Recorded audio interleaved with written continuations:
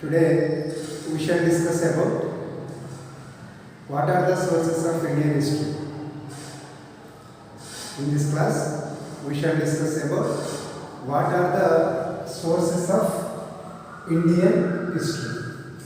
So this is the first unit of our syllabus. Actually, what is sources? Sources means what type of materials to study of history. What type of materials are used to the study of history is called the sources of history. Here, what is sources of Indian history? What type of materials are useful to the study of Indian history is called the sources of Indian history. Here, so many sources are available to the study of our country. Just like mainly generally, the sources of Indian histories can be divided into two types. One is archaeological sources and second one is literary sources. One is archaeological sources, second one is literary sources. In this class we shall discuss about only what are archaeological sources. What is meant by archaeological sources? Archaeological sources are the most useful to the study of past period. Archaeological sources are most useful to the study of past period, especially pre and proto-historical period can be understood or studied by the archaeological sources. The archaeological sources are available by explorations and excavations. Explorations and excavations.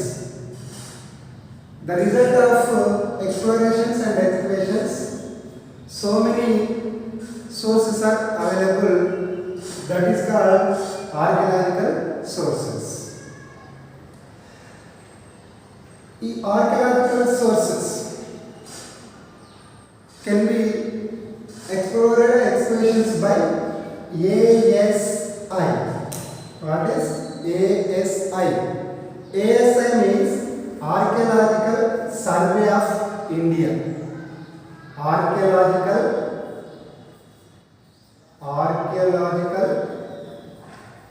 Survey of India.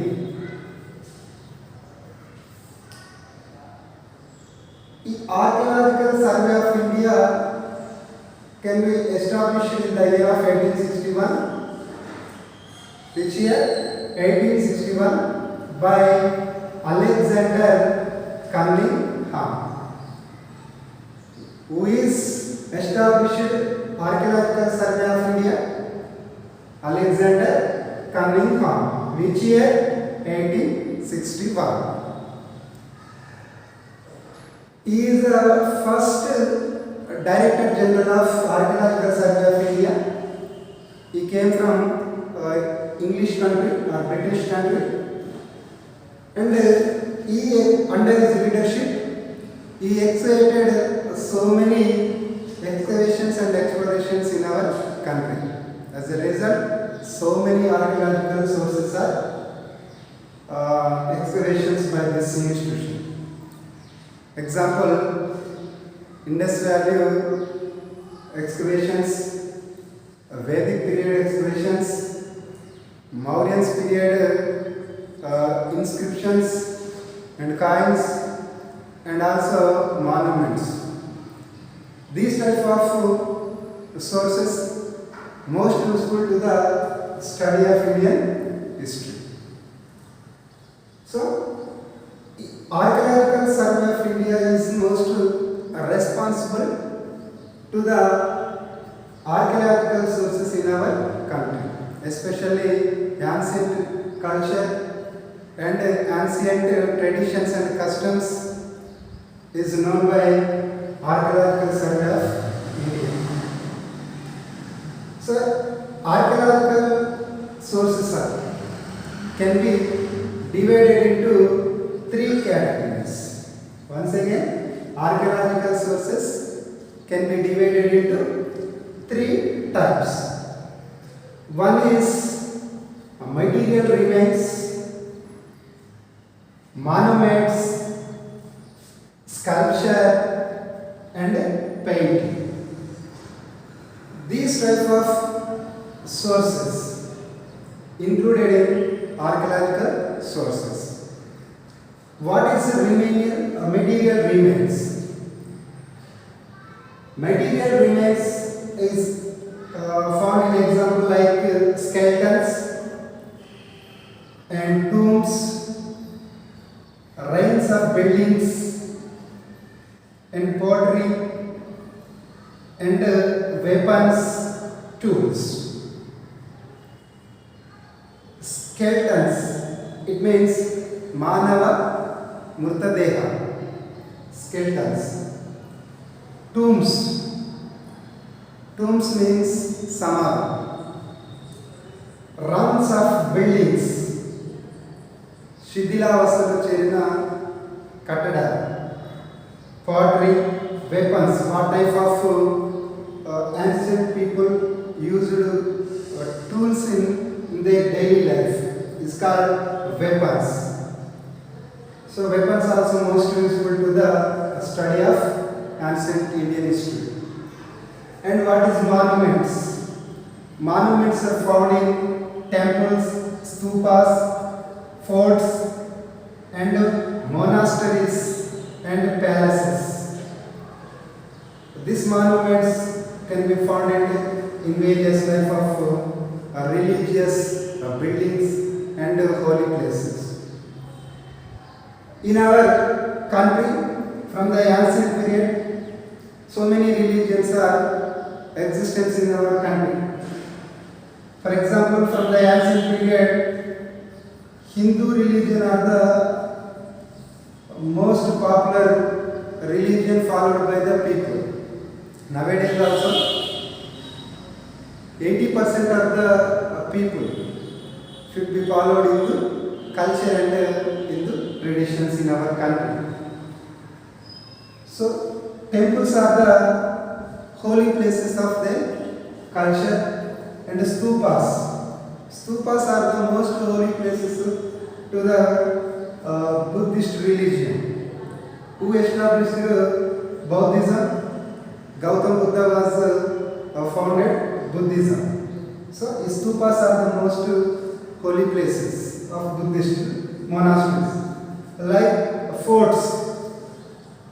Forts means quarter. So, kings are ruled their region. They were built so many type of forts in contemporary period. Forts are constructed by rocks in our country. So these are the most popular monument in those days. And monasteries also most useful to the study of ancient history.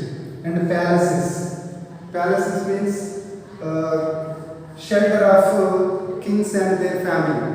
So these type of monuments are most useful to the study of history. And sculpture. Sculpture means Shilpa. From the Indus Valley time period to up to today, so many type of sculpture was founded and so many type of sculptures are constructed by the contemporary period. For example, Indus Valley people also followed a special culture and they were constructed so many type of shilpas. And during the time of Mauryan period, they were also followed a specific culture, and Guptas, Pallavas, Cholas. These type of sculpture should be known of their social and economic conditions of during particularly contemporary period. And paintings. Paintings also most useful to the study of ancient Indian history. So example here, wall paintings, miniature paintings, and canvas paintings. Wall paintings we can find in Ajanta and Ellora caves. So these paintings also denotes about their culture, about their traditions, particularly traditions to the people, denotes about the traditions of particular contemporary period. So these are the first archaeological sources. And what is second part of archaeological sources? Epigraphies or inscriptions. What is mean by epigraphy? Epigraphy is nothing but the study of inscriptions. The study of inscriptions is called epigraphy. So kings, in those days, kings ordered their monarchies. So it was founded or published by shown in inscriptions. Mostly inscriptions are found in rocks, walls, and copper plate metals. So example, so many type of inscriptions are excavated in our various country, in various period. For example, Ashoka inscriptions are the most and first popular inscriptions in our country. Ashoka inscriptions are founded in rocks, and during the period of Guptas, Gupta inscriptions are also most useful to the study of ancient Indian history, and also Kakatiya inscriptions. Kakatiya inscriptions are most useful to the study of Deccan or Deccan southern part of India. So many type of inscriptions are available in various periods of particularly contemporary period. And third is numismatics. What is numismatics? The study of coins is called numismatics. The study of coins is called numismatics. Coins are also most useful to the study of Indian history.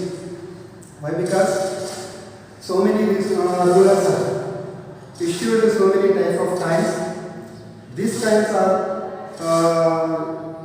made by gold, silver, and copper. So these kinds denotes about their economic strata. These kinds also denotes about their economic stability. So these are the most important archaeological sources of Indian history. Tomorrow we shall discuss about the second part of Indian sources is literary sources. Tomorrow we shall discuss about the literary sources. Okay? Until then, bye.